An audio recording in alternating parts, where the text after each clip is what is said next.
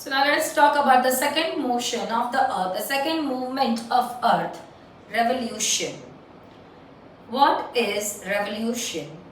The movement of earth around the sun, let's say this is sun, the movement of earth around the sun on its elliptical orbit. The movement of the earth around the sun in an elliptical orbit is called as revolution. Is called as revolution. Revolution takes place on the path which is elliptical or oval in shape, and this path is called as orbit.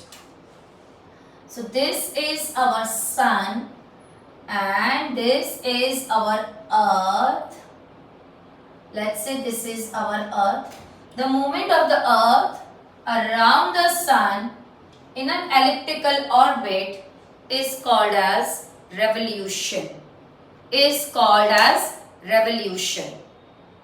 Revolution takes place on fixed path, and that path is elliptical in shape.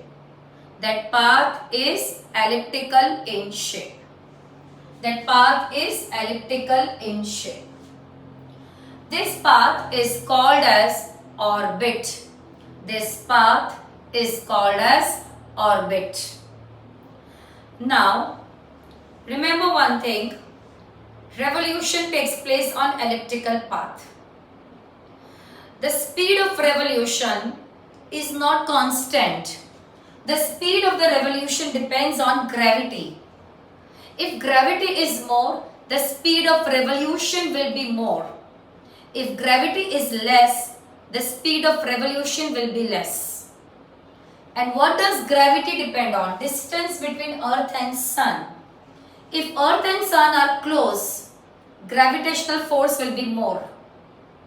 In that case, speed will be more. If earth and sun are far, gravitational force will be less.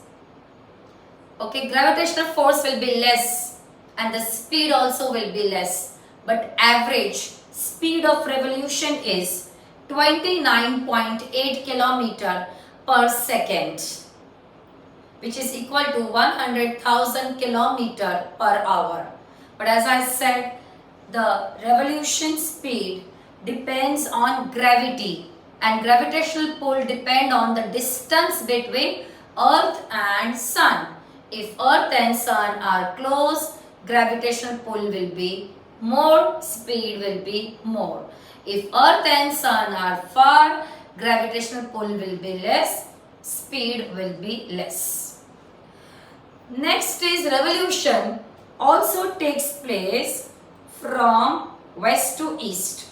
Now, revolution is completed in 365 days, 5 hours, 48 minutes, 45.51 seconds. So we take 365 days and 6 hours. So that extra 6 hours we remove. We don't count them. We take our revolution as 365 days. That extra 6 hours we don't count. Okay, but of course it's a 6-hour period. So we say revolution is completed in 365 days, and that 365 days is a year. But then 6 hours which we are not counting, after every 4 years it adds up to 24 hours. So after every 4 years our revolution period will be counted as 366 days. That extra 24 hours will be equal to 1 day, and after every 4 years we will have 24 hours or 1 day extra that will be added to the month of February, and that particular year will not have 365 days, it will have 366 days, and that year will be called as leap year. So revolution is completed in 366 days in the leap year, and in normal year we say 365 days. Revolution also takes place at that time. Earth axis is inclined. Okay, Earth's axis is always inclined to its orbital plane. At what angle is it inclined to the orbital plane? 66 and a half. Again in the same direction as the rotation. So revolution takes place not at a uniform speed. The speed depends on gravitational pull. Revolution takes place in 365 days 6 hours. Revolution takes place in 365 days 6 hours, but that extra 6 hours we add up to the leap year, which will have 366 days. Revolution takes place on the Earth's axis is always going to be inclined to the orbital plane, correct, at an angle of 66 and a half. Now what are the effects of revolution? So revolution causes changes in season. Okay, see, remember one thing, how much heat one place is going to receive depend on the angle at which sun rays are reaching that place. At what angle are the sun rays reaching that place? That will decide the amount of heat that place is going to receive. When a place is receiving sunlight at a vertical sunlight, it will be receiving more heat. When a place is receiving sunlight which is inclined, it will receive less heat. Is that clear? Because vertical rays will always be focused on small area. It will be concentrated on small area, but its heating power is going to be more. Slanting rays is going to cover larger area, but its heating power is going to be less. So always remember one thing, how much amount of heat a place is going to receive depend on what? Yes, it depends on the angle at which that place is going to receive sunlight. Revolution causes seasons. Okay, it causes season because in all the different seasons the heating of the earth is different. Season take place annually.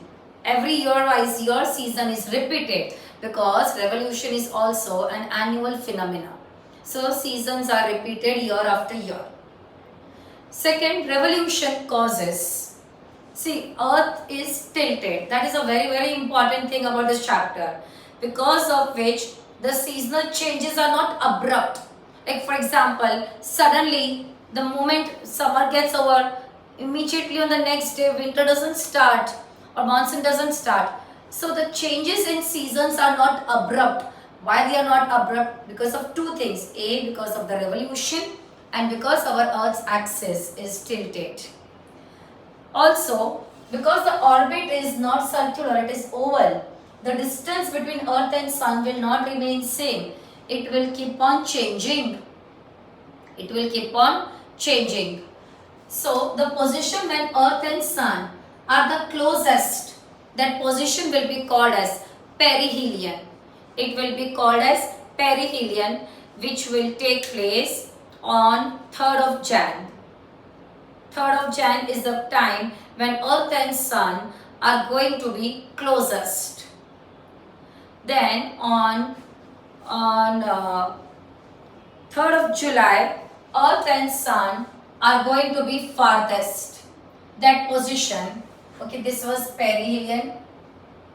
Okay, this was perihelion when they are closest. When they are farthest, it is called as aphelion. That happens on 3rd of July. So, aphelion and perihelion positions are also caused because of revolution. Is also caused because of revolution. Because of revolution plus spherical shape of the earth, and because of revolution and inclined axis, all the places of earth are receiving sunlight at different angle. That has caused creation of different heat zone. So that is the third effect of revolution. First effect of revolution was seasons. Second, seasonal changes are not abrupt. Third, aphelion and perihelion positions.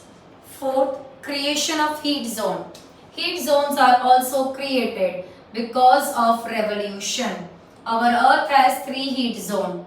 Which are the 3 heat zones? Yes. Between Tropic of Cancer and Tropic of Capricorn, it is torrid zone as it receives vertical sunlight. Then between Tropic of Cancer and Arctic Circle, we have temperate zone. And then between Arctic Circle and North Pole, Antarctic Circle and South Pole, we have frigid zone. And these heat zones are created because of the revolution of the earth, spherical shape of the earth, and inclined axis. All the places of earth are not receiving sunlight at same angle. So torrid, temperate, frigid, all three zones are also created because of revolution.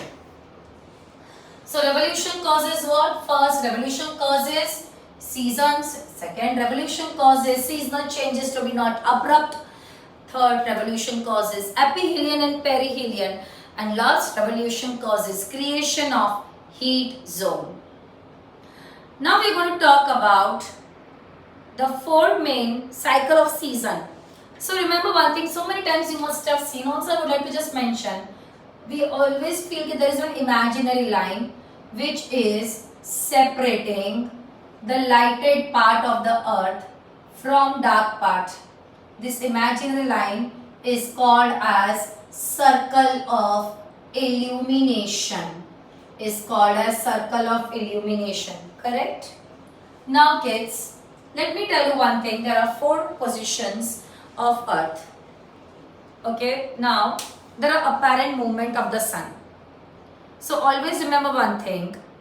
See, earth is spherical in shape, so always only half part of the earth will be facing the sun, goes without saying. Okay, at any given point of time, only half part of earth is going to face the sun. Now we are going to talk about the different four positions, which is called as solstices and equinoxes. So first, let's talk about the first thing.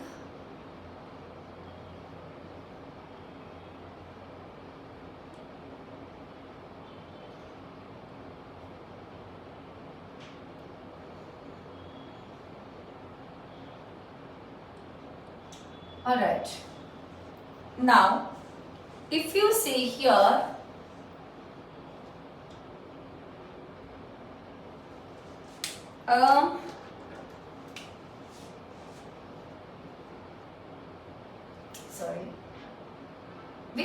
if you see here, Tropic of Cancer is the latitude which is receiving direct sunlight. So here in this case, Tropic of Cancer is receiving direct sunlight. That happens on 21st of June.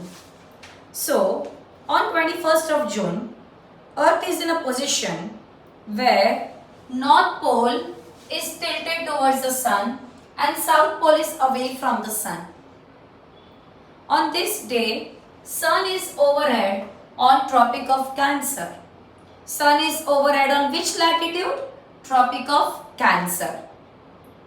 So, this is the longest day in Northern Hemisphere. It is 21st of June. During this period,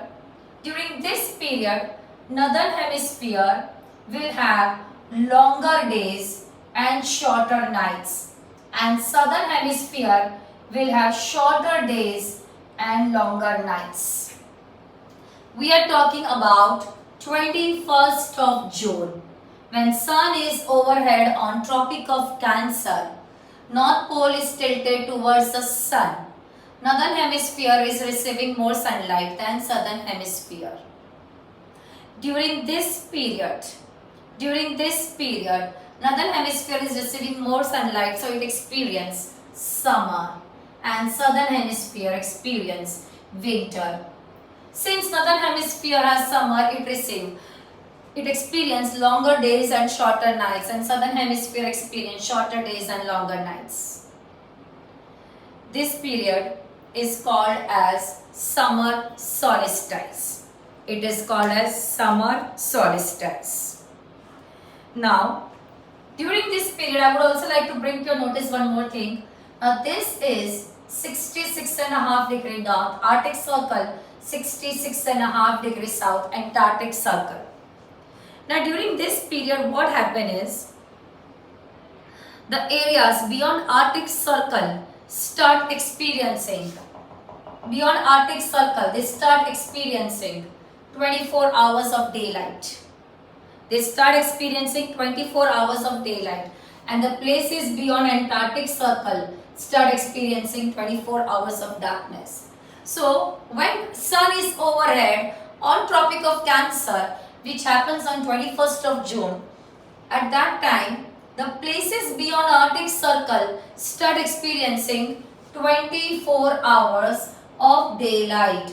24 hours of daylight. And during this period, the places beyond Arctic Circle will experience midnight sun. This phenomenon is called as midnight sun phenomenon. In fact, there is a country called as Norway. Norway is called as land of midnight sun. Sun is visible at a very, very low height, just above the horizon during this period. And this almost continues up to 3 months. It goes on till almost September. And so this phenomenon is called as midnight sun phenomenon, and Norway is a very famous country to experience it. That's why it's called as land of midnight sun. So this was your summer solstice. Summer solstice, 21st of June. Tropic of Cancer is receiving direct sunlight. 21st June is the longest day in northern hemisphere. Northern hemisphere is tilted towards the sun, southern is away from the sun. So northern hemisphere will receive more sunlight, longer days, shorter nights, will experience summer. Southern hemisphere will experience less sunlight, winter, shorter days and longer nights. The areas beyond Arctic Circle will start experiencing 24 hours of daylight. They will experience the phenomenon of midnight sun. Sun will be visible at a very, very low angle just above the horizon. Just above the horizon at a very low angle also sun will be visible during this period. So this is called as summer solstice. This is called as summer solstice. Now the opposite of summer solstice is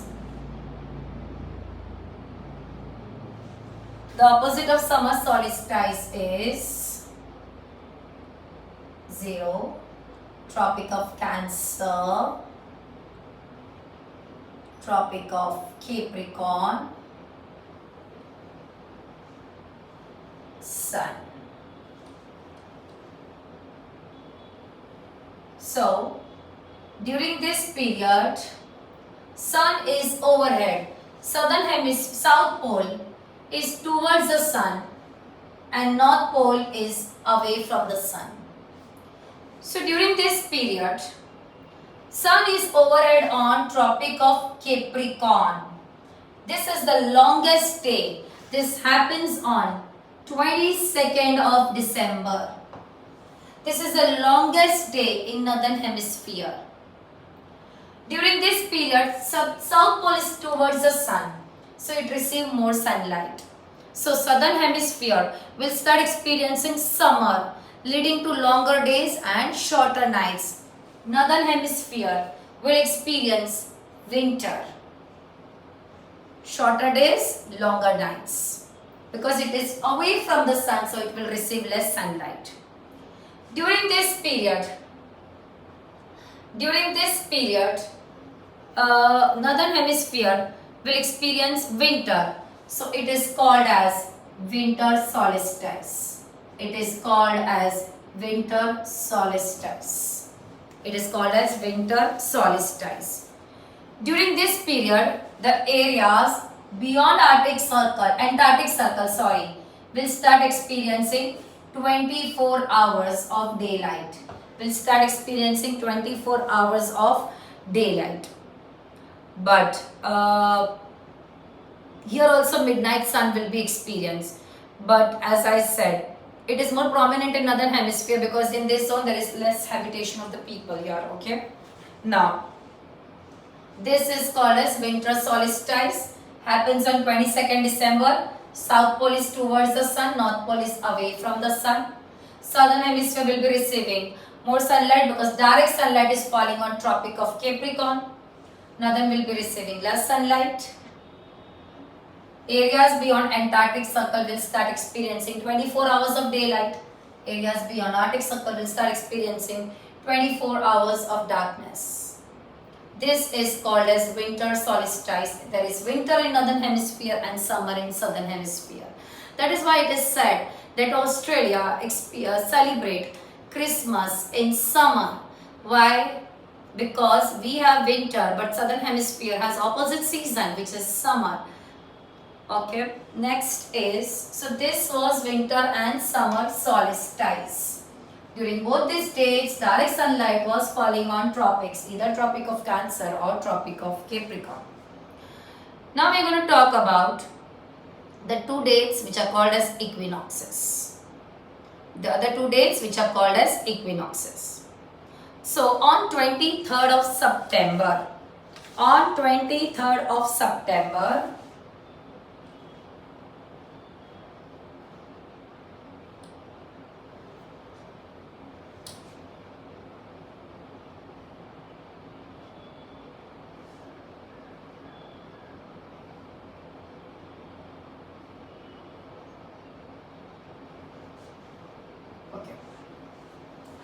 now, on 21st of March and 23rd of September, direct sunlight on 21st of March and 23rd of September, direct sunlight falls on equator. Okay, 21st March and 23rd of September, direct sunlight falls on equator.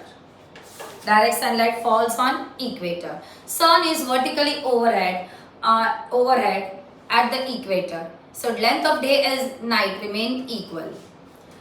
On 21st of June, there will be spring in northern hemisphere and autumn in southern hemisphere.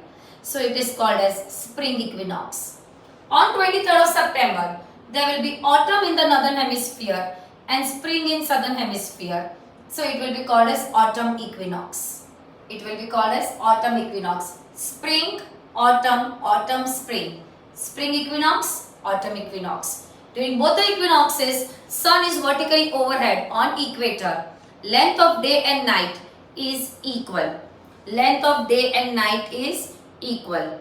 So these are the four seasons. So we have summer solstice, winter solstice, and spring equinox and autumn equinox. So these are the different cycle of seasons, how they are caused. This is how the seasons are caused because of revolution of the earth. Because of the revolution of the earth, it causes apparent movement of the sun, and that leads to changes in season in this way. Now let me tell you one thing, twilight. So twilight is what basically? What is twilight? See, we see after sunset also little light in the sky. Before sunrise also we see light in the sky. As I told you, after sunset what we see is dusk. That period is called as dusk, and before sunrise the period is called as dawn. So dusk, which is also called as a period of twilight. So this period of dusk and dawn, at that time what light we experience is called as, it's refracted light. Okay, it is reflected light. So basically we will experience a twilight period as long as sun is going 18 degrees below the horizon. You know, twilight period is least at the equator. At equator it is around 1 hour 18 minutes. But as you go towards the pole, as I said, twilight period will continue till sun doesn't go 18 degrees below the horizon. Now twilight period at equator is very less. It is 1 hour 18 minutes only. Because at equator sun is almost vertically overhead. So it doesn't take sunlight is perpendicular at the equator. So it goes 18 degrees below the horizon faster. But as you start going towards the pole, the twilight period start increasing. Okay, it keeps on increasing. At poles, sometimes the twilight period is almost 50 days long. And at poles, the sunlight is slanting. So it takes more time to go 18 degrees below the horizon. So at equator, why twilight period is less? Because sunlight is perpendicular. And why at poles, towards the pole, the twilight period is more? Because sunlight is slanting. So that is called as twilight. Is that clear? So at the time of dusk, at the time of dawn and dusk, remember one thing, twilight duration will always be more at beyond 50 degree latitude. Okay, and especially in polar latitudes, it's going to be the highest. So this was your twilight, and that was about your rotation and revolution. Thank you.